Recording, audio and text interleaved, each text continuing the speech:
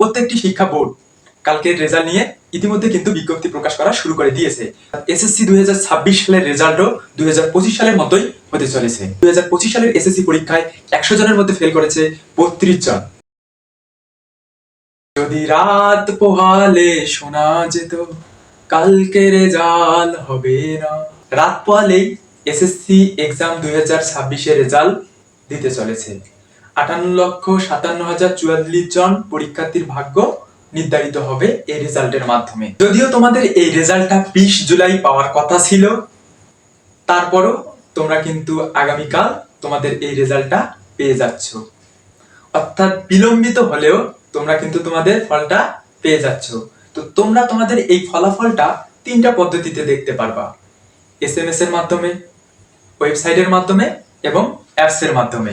সর্বপ্রথম সাধারণত এসএমএস এর মাধ্যমে তোমরা রেজাল্টটা পেয়ে যাবা। ওয়েবসাইট কিংবা অ্যাপস এর মধ্যে কিন্তু একটা নেট প্রবলেম থাকবে, সো এসএমএস এর মাধ্যমে দ্রুত রেজাল্টটা পেয়ে যাবা।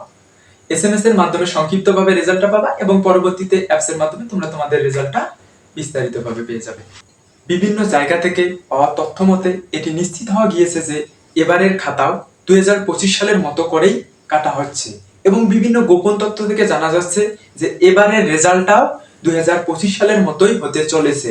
2026 সালের এসএসসি পরীক্ষার রেজাল্ট যদি 2025 সালের এসএসসি পরীক্ষার রেজাল্টের মতো হয়, তাহলে রেজাল্টে কি পরিমাণ ধস নামবে এটা বোঝার জন্য আমাদেরকে 2025 সাল এবং 2024 সালের এসএসসি রেজাল্টকে কম্পেয়ার করে দেখতে হবে।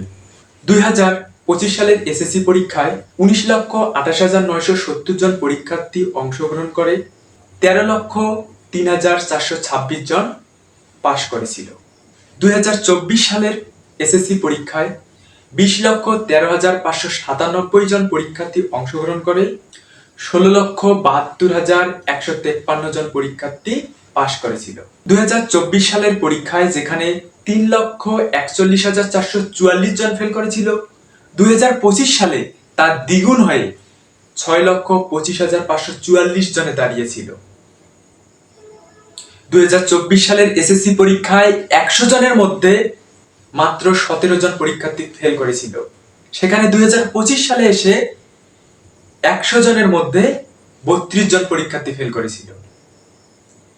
2024 সালে 100 জন পরীক্ষার্থীর মধ্যে 83 জন পরীক্ষার্থী পাশ করেছিল, সেখানে 2025 সালে মাত্র 68 জন পরীক্ষার্থী পাশ করেছে।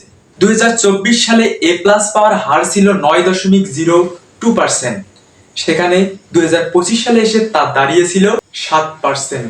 2024 সালে টোটাল এ প্লাস প্রাপ্ত শিক্ষার্থীর সংখ্যা ছিল 1,82,129 জন, সেখানে 2025 সালে এসে এ প্লাস প্রাপ্ত শিক্ষার্থীর সংখ্যা দাঁড়ায় 1,39,032 জন।